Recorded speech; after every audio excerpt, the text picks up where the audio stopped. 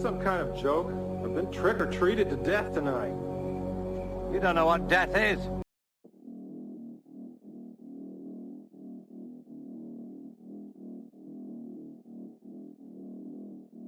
What's going on, horror fanatics? Welcome to I Shot Him 6 Times YouTube horror movie channel. As you know, I'm your host and creator of the channel, Marcus, and in this Scream 7 related video, I'm going to explore the possibility of Neil Prescott, Sidney Prescott's father, being officially killed off in the 7th installment. If you haven't done so already, please shoot this video a like. It definitely helps out with the YouTube algorithm a ton, as well as if you happen to be a new viewer to this channel, please shoot that subscribe button as well as that notification icon so you get all the latest content updates to the channel, as well as if you'd like to become a member here to the channel, shoot over to the channel dashboard and shoot that join button that you see displayed.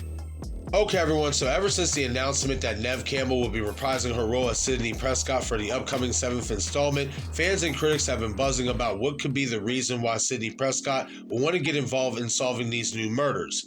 It's been wildly speculated that the death of Gale Weathers could factor into this, with some even going as far as saying Gale could and should die in the opening scene to set the tone, as that would be a solid reason why Sidney would want to get involved.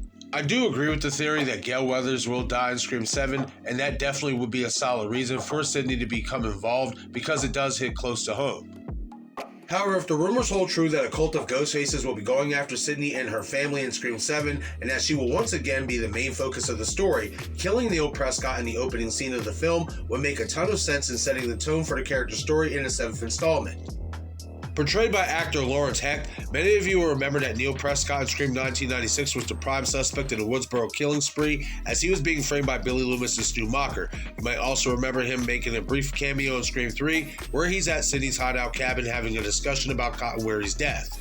Even though Neil hasn't been a main part of Sidney's story since the original film, the fact that he is her father, but more importantly, the fact that he is still alive, would easily add him to the list of family members that these ghost faces would want to target in order to send a message to Sidney, to not only let her know that she is once again the main target, but it could be someone with a personal vendetta against her, which would explain why Neil was killed off to begin with. Neil's death would also have a greater impact on the character's story, because then this would mark the second parent that she has lost at the hands of someone who would end up donning the Ghostface costume. Now, I know some believe the Neil Prescott character to be dead based on a deleted scene in Scream 4 between Dewey and Gale at their house, where Dewey mentions to Gale about Sidney not having been in Woodsboro since her father's funeral, which would imply that Neil passed away. However, deleted scenes are not canon, so that means Neil is in fact still alive, as if deleted scenes were canon, it would have to explain how in Scream 5, Kirby Reed went from missing to being an FBI agent in Scream 6, as in a deleted scene from Scream 5 at the police station, you see a missing poster that features Kirby Reed on it.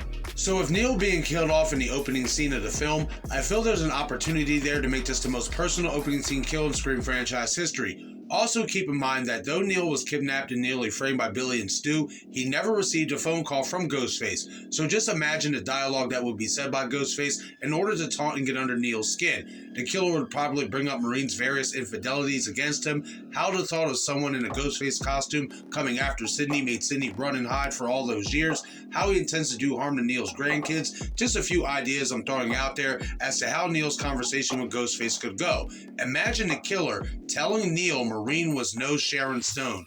It might be a dead giveaway as to who that Ghostface is, but damn, that would be some cold yet effective and nostalgia piece of dialogue to taunt Neil with. Now, I do wonder if Neil is killed off in the opening scene of 7, where will it take place? Meaning, where is Neil living?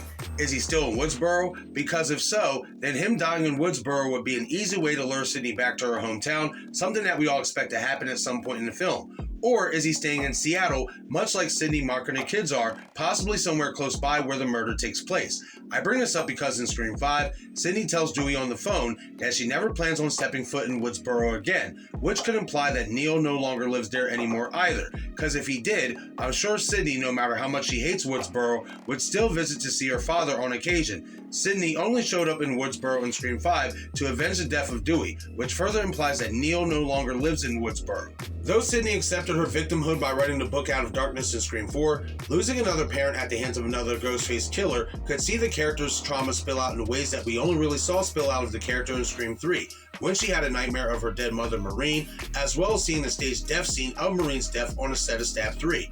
Could you imagine seeing Sidney walking into her father Neil's death scene the way that she did the stage set of Marine's death scene in Scream 3, only this time she's not walking into a set of a movie based on her life. She's walking into the actual crime scene of a parent's death in real time. Not only would it mirror Scream 3 the way we anticipate 7 to mirror Scream 3, but this type of scene would be sticking with the more darker approach that the last two films seem to trend in.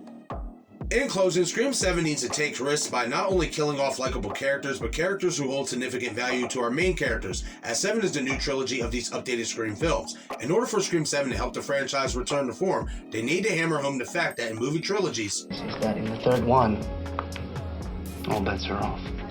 But okay everyone, that is it for this video. Leave a comment in the comment section below and let me know your thoughts on a Neil Prescott opening scene kill for Scream 7. Once again, this is Asham 6 Times YouTube Horror Movie Channel. I'm your host and creator of the channel, Marcus. Be sure to follow me on X, Instagram, Patreon, and TikTok. Thank you all for watching.